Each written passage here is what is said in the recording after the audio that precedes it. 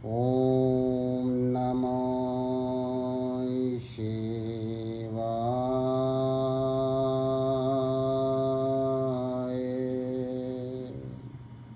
जय भोलेनाथ। देखो मेरी सारी जनता ਨੂੰ ਇੱਕ ਬੇਨਤੀ ਹੈ ਬਈ ਤੁਸੀਂ ਰੀਲਾਂ ਦੇਖੋ ਜੋ ਮਰਜ਼ੀ ਕਰੋ, ਉਹਦੇ ਨਾਲ ਭੋਲੇ ਸ਼ੰਕਰ ਜੀ ਦਾ ਜਾਪ ਵੀ ਜ਼ਰੂਰ ਕਰੋ, ਉਹਨਾਂ ਦਾ ਨਾਮ ਵੀ ਜ਼ਰੂਰ ਲਵੋ।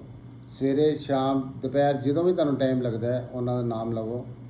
ਬੇਸ਼ੱਕ ਇੱਕ ਮਾਲਾ ਜਪ ਲਓ, ਇੱਕ ਵਾਰੀ ਕਰ ਲਓ। ਉਹ ਮਾਲਾ 'ਚ 108 ਮੋਤੀ ਹੁੰਦੇ ਨੇ, ਔਰ ਮੇਰਾ ਖਿਆਲ ਬੜੇ ਬੰਦਿਆਂ ਨੂੰ ਇਹ ਵੀ ਨਹੀਂ ਪਤਾ ਹੈਗਾ ਵੀ 108 ਮੋਤੀ ਕਿਉਂ ਹੁੰਦੇ ਨੇ ਉਹਦੇ 'ਚ। 110 ਕਿਉਂ ਨਹੀਂ ਹੁੰਦੇ, 112 ਕਿਉਂ ਨਹੀਂ ਹੁੰਦੇ, 107 ਕਿਉਂ ਨਹੀਂ ਹੁੰਦੇ, 106 ਕਿਉਂ ਨਹੀਂ ਹੁੰਦੇ। 108 ਮੋਤੀਆਂ ਦਾ ਮਤਲਬ ਹੈ ਕਿ ਭੋਲੇ ਸ਼ੰਕਰ ਜੀ ਨੂੰ 108 ਨਾਮਾਂ ਤੋਂ ਬੁਲਾਇਆ ਜਾਂਦਾ ਹੈ।